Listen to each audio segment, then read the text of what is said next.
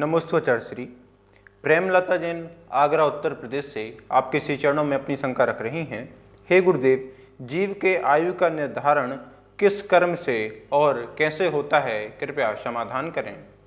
आयु कर्म का निर्धारण देखिए, हमारे जो कषाय के परिणाम होते हैं, उन कषायों के परिणाम से जो हमारे लेशाएँ होती हैं, योग और कषाय, इन दोनों के मिलने से लेशा होती है और लेशा रूप जो परिणाम होते हैं उसमें आयु कर्म का बंध बनता है। ठीक है, ध्यान रखना। योग और कषाय मतलब कषाय से अनुरंजित जो परिणाम हैं, योग से योग रंगा हुआ जो है, मन वचन काय जो है वो कषाय से रंगा हुआ है और उस रंगे हुए परिणाम को बोलते हैं लेश्या। तो लेश्या में ये ध्यान रखना है कि जो मध्यम लेश्याएँ हैं, उन मध्यम लेश्याओं में ही आयु कर्म का जो है बंध बनता है। तीव्र जो है कापोतलेश्या या तीव्र जो है कृष्णलेश्या या तीव्र जो है शुक्लेश्या, इसमें जो है और जघन्य वाले में बंध नहीं होता है। मध्यम वाले जो भाग और अंश होते हैं, उन अंशों में, उन परिणामों में जीव के आयु कर्म की योग्यता प्रकट होती है। तो आपकी जो प्रश्न है उसके अनुसार आपको यही समझना है कि योग और कषाय के निमित्त से जो जीव के मध्यम रूप परिणाम होते हैं, चाहे वो शुभ रूप हों चाहे अशुभ रूप हों, उस समय आयु का जो दो भाग निकल गया, जो तीसरा भाग आया हुआ है, उस समय आयु कर्म का जो है एक समय मिलता है, स्थान मिलता है। उस समय के परिणाम जीव के जो हैं अल्प आरंभ अल्प परिग्रह रूप परिणाम हो, या बहुत आरंभ बहुत परिग्रह रूप परिणाम हो, या मायाचार रूप परिणाम हो, अति संक्लेश रूप परिणाम हो, या दान उपकार रूप परिणाम हो, इन सभी परिणामों से अलग अलग प्रकार के जो हैं आयु कर्म बंध जाया करते हैं। और आयु को जो फिक्स हो गया जो है वो किससे, वो आयु कर्म से। किससे होता है वो? आयु कर्म से, कि उस समय आयु कर्म का बंध बन गया और जो बंध बन जाता है वो छूटता नहीं है। जिस गति रूप आयु कर्म का बंध बन जाता है, फिर वो आयु कर्म छूटता नहीं है, उसे भोगना ही पड़ता है। तो आयु कर्म से तो भाव का जो है निर्धारण हो गया, किस भाव में जाना है इस भाव का निर्धारण हो गया। लेकिन आयु कर्म बंद होने में कारण कौन है? तो वो लेश्या हैं। और लेश्या में कौन से परिणाम? मध्यम रूप जो परिणाम पाए जाते हैं, उन मध्यम रूप परिणामों में आयु कर्म का बंध बंधता है। तो इस प्रकार से हम अपने कषायों को जो है बहुत अच्छे से रखें, क्योंकि कषायें जो हैं हमारे जो है संसार के कारण बनती हैं। हम ऐसा कुछ करें कि हमारा आयु कर्म ही ना बंधे और हमें मुक्ति की प्राप्ति हो जाए। लेकिन यह संभव तभी है जब हम उसी भाव में मोक्ष जाने की योग्यता रखते हों, तो अगले भाव की आयु कर्म ना बांधें और मोहिनी कर्म को नष्ट करके मोक्ष को प्राप्त कर लें। नमोस्तुचारश्री। ऋतु जैन नीलम बसवाले पहाड़ी धीरज से आपके श्री चरणों में अपनी शंका रख रही हैं। हे गुरुदेव, विकल्प और संकल्प में क्या अंतर है, कृपया समाधान करें। संकल्प और विकल्प आध्यात्मिक दृष्टि से आचार्यों ने इसकी परिभाषा जो बताई है, संकल्प यह मैं हूँ ऐसा जो भाव है यह संकल्प है। यह मेरा है ऐसा जो परिणाम है यह विकल्प है। यह मैं हूँ मतलब क्या? मैं सेठ हूँ, मैं नौकर हूँ, मैं मालिक हूँ, मैं गरीब हूँ, मैं अमीर हूँ, मैं मनुष्य हूँ, मैं त्रियंच हूँ, मैं छोटा हूँ, मैं बड़ा हूँ, मैं काला हूँ, मैं गोरा हूँ। ये मैं ये मेरी अवस्थाएं नहीं हैं, ये कर्म जनित अवस्थाएं हैं। कर्म के संयोग से ऐसी अवस्था उत्पन्न होती है और उस अवस्था में यह मैं हूँ ऐसा जो भाव मेरे अंदर आ जाता है, वह जो भाव है यह संकल्प है। यह संकल्प दर्शन मोहिनी को पुष्ट करता है। दर्शन मोहिनी मतलब मिथ्यात्व, मिथ्यात्व को पुष्ट करता है यह मैं हूँ।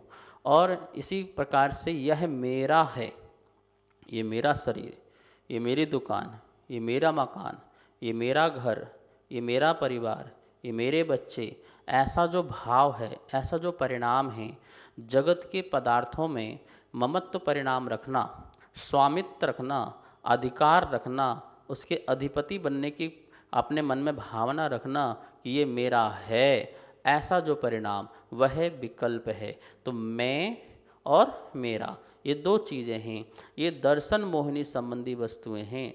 दर्शन मोहिनी जिसका उदय चलता रहता है, वह जीव के ऐसे परिणाम उत्पन्न होते हैं। दर्शन मोहिनी के अभाव हो जाने पर जीव में ऐसा संकल्प और विकल्प नहीं रहता है। और एक विकल्प जो है, राग द्वेष भाव कर्म को भी विकल्प कहते हैं। राग द्वेष में ये अच्छा और ये बुरा, ये अच्छा ये बुरा, ये एक में राग करना और एक में द्वेष करना, ये मुझे पसंद है, ये मुझे पसंद नहीं है, एक से प्रेम करना, एक से घृणा करना, एक से रति करना, एक से अरति का भाव रखना, इस प्रकार का जो भाव है ये भी विकल्प में, मतलब चारित्र मोहिनी में जाता है। तो विकल्प जो है दर्शन मोहिनी में भी है, मिथ्यास संबंधी यह है मेरा, और चारित्र मोहिनी में जाता है तो उसमें जाता है राग द्वेष के परिणाम में। तो पहले सबसे पहले हमें दर्शन मोहिनी संबंधी यह मैं हूँ और यह मेरा है, ऐसा जो भाव है उसको सबसे पहले निकालना चाहिए। और चारित्र मोहिनी संबंधी पसंद नापसंद में साम भाव रखते हुए, समता भाव रखते हुए, उस विकल्प को भी छोड़ते हुए निर्विकल्प दशा में जाएं, जिससे मुक्ति की प्राप्ति होती है। तो संकल्प का समझ में आ गया ना, यह मैं हूँ ऐसा जो भाव है वह संकल्प है, यह मेरा है ऐसा जो भाव है यह भी विकल्प है। तो इस प्रकार से संकल्प विकल्प में आध्यात्मिक दृष्टि से तो इस प्रकार का अर्थ मिलता है। कहीं कहीं संकल्प और विकल्प का अर्थ जो है, संकल्प मतलब द्रव्य कर्म नो कर्म को संकल्प कहा है, और भाव कर्म जो है उसको विकल्प कहा है। नमोस्तुचर्श्री। सुधा कासलीवाल धार मध्य प्रदेश से आपके श्री चरणों में अपनी शंका रख रही हैं। हे गुरुदेव, श्रेणिक राजा ने क्या आकाम निर्जरा द्वारा छायक सम्यक्त को प्राप्त किया था या नहीं? कृपया आगम के अनुसार मेरी शंका का समाधान करें। देखिए, यहाँ पर दो बातों का ध्यान रखें, एक श्रद्धा और दूसरा चारित्र। श्रद्धा के लिए दर्शन मोहिनी कर्म का जो है उपशम या क्षय या क्षयोपशम होना चाहिए, तो सम्यक दर्शन प्रकट होता है। और चारित्र में चारित्र मोहिनी कर्म का उपशम क्षय या क्षयोपशम हो तो चारित्र प्रकट होता है।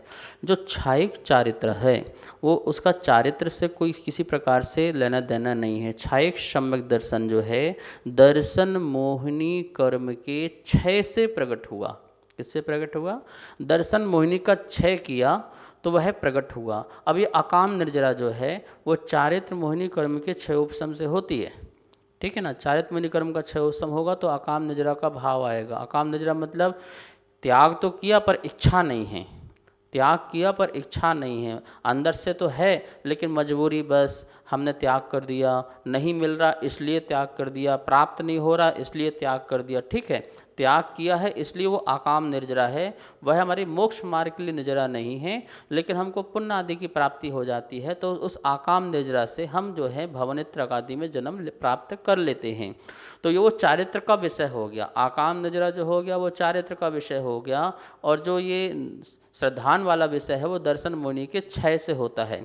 यद्यपि वो आकाम निर्जरा करने वाला जो जीव है वह उसका जो गुणस्थान है वो चतुर्थ गुणस्थान ही है, क्योंकि पंचम गुणस्थान और छठम गुणस्थान में आकाम निर्जरा नहीं है, ठीक है ना।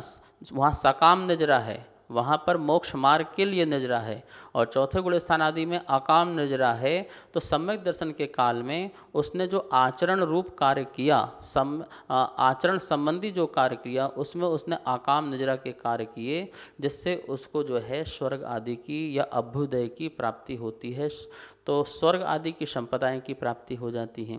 तो आप ये ध्यान रखना कि आकाम निर्जरा करके उन्होंने छायक संबंध दर्शन प्राप्त किया है, ऐसा विषय बिल्कुल भी नहीं है।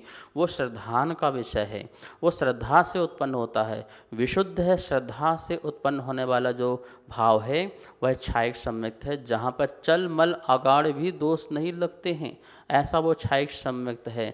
तो राजा श्रेणिक ने जो छायक सम्यक्त का जो यहाँ पर यहाँ पर जो प्रतिष्ठापन किया और नरक में जाकर के निष्ठापन कर लिया, वो उनका जो है वह छायक सम्यक्त है। ठीक है ना। तो इस प्रकार से यदि अकाम निद्रा करते होते तो वो नरक नहीं जाते, वो कहाँ जाते, वो स्वर्ग आदि में जाते, आयु कर्म का बंध बनता, लेकिन वह अकाम निद्रा के बल से सम्यक छायक सम्यक प्रकट नहीं होता है। इस कार्यक्रम के पुण्यार्चक थे